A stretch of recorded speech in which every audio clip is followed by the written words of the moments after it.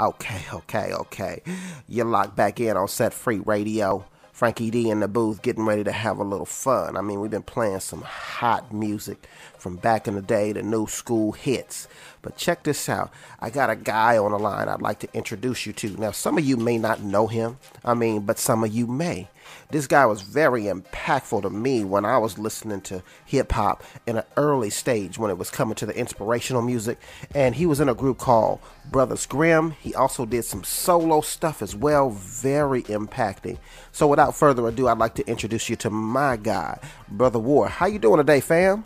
Hey, what's good, brother? I'm blessed, man. I'm blessed by his grace, man. I really appreciate you taking time out of your schedule to come here and talk to my listening audience. But right now, for those that may not know who you are, why don't you tell us about, Brother War, Brothers Grimm, how it all got started from back in the day to now. All right. Well, I'm originally from the Northwest, always repping the West Coast. I'm from Portland, Oregon, up by Seattle. A lot of my contacts and connections have always been in California, as well as Texas. That story goes to Great Tree Records. That's how we made that connection back in 98 to 2000.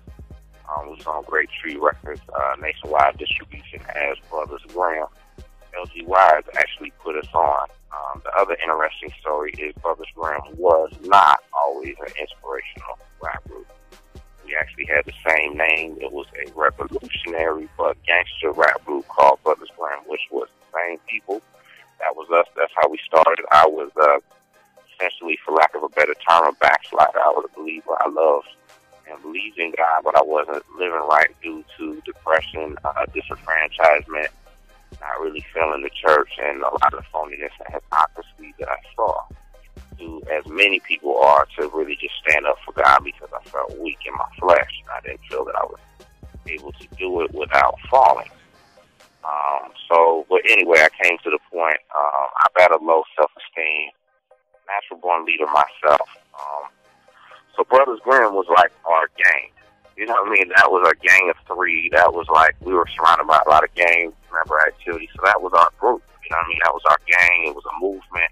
And what God had started with Brothers Grimm, even through the revolutionary phase, was just a step, in the right direction, because we always had content. But, God had called me to stand up, and I was kind of, I was a little afraid, because I knew that I might get ostracized by my two best friends at the time.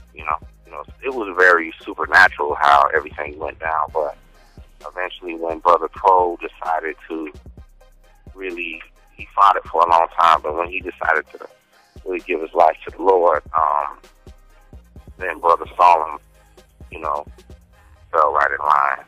Now, when it came to Brothers Grimm, Great Tree Records, all that, they were a major factor in how you got your music out to the nation. But with that said, how did it all come apart? Okay, well, it's no secret about Great Tree. Great Tree just did not handle business correctly. You know what I'm saying? My number one thing I want to do is, I'm not here to kick no dirt on nobody. Starting with Great Tree, they just wasn't handling the business right. We wouldn't get no checks. If we did get a check, sometimes it had the wrong person's name on it, it was all mixed up. They weren't handling their books correctly. It just was all convoluted. It was not in any kind of order that was proper. It seemed like it was some shady business dealings going on.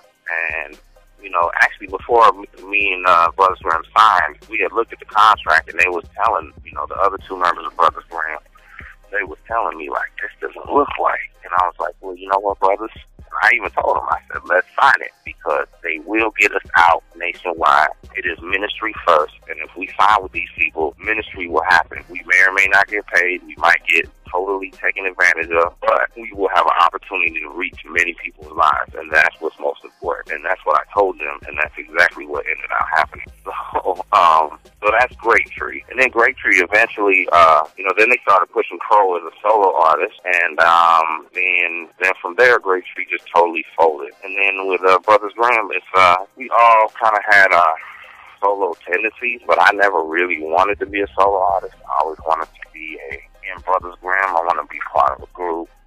But, to be honest with you, I can't really go into detail because I don't want to put no dirt on nobody. But me and Crow had a lot of conflict from, always. We're both very kind of alpha males. Him really very much so. And it was just that we have a lot of different ideas about ministry and about what's acceptable. And I love this brother to this day. We don't really talk. I forgive him. A lot of things happen. I really don't want to speak on it a little too deep, and it would sound like I'm putting dirt on him, and I don't want to do that. But I just pray for him. You know what I'm saying?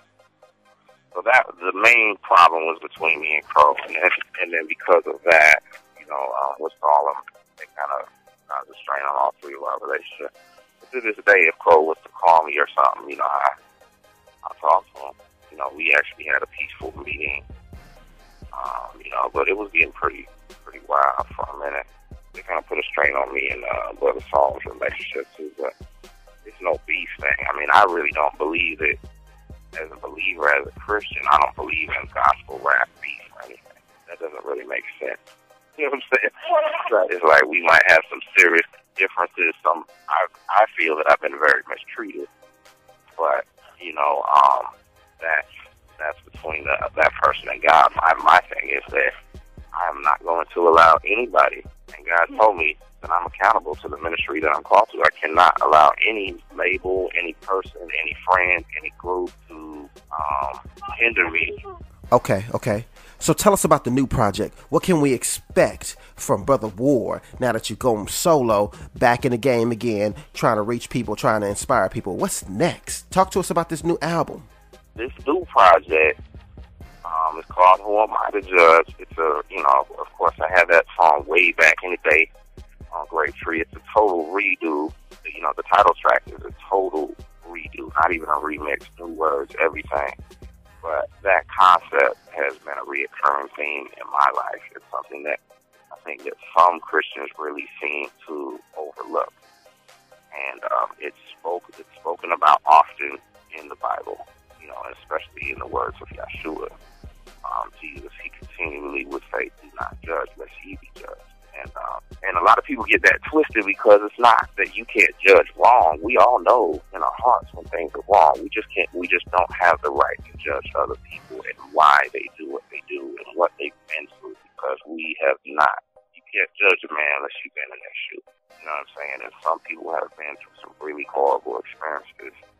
And a lot of my friends, a lot of my family have been through all kinds of different levels of abuse, and I know that I have been through some things too of that nature, and it's really hard to deal with, and so we just gotta love people, and the word says to love extravagantly.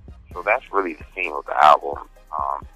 Almost every song pretty much ties in with that theme. I did a remix of Assembly Required, which was a song of the album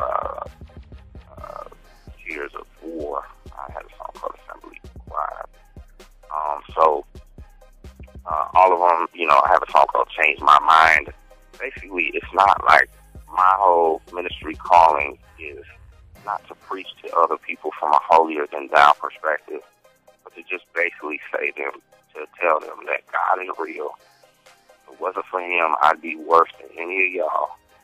And I'm just grateful for his grace. And I want you to experience that freedom, that liberty, and that grace for yourself. Not because I want to, get a stamp of approval of how great of a preacher I am. I don't really care about that. I care about you as my brother and my sister.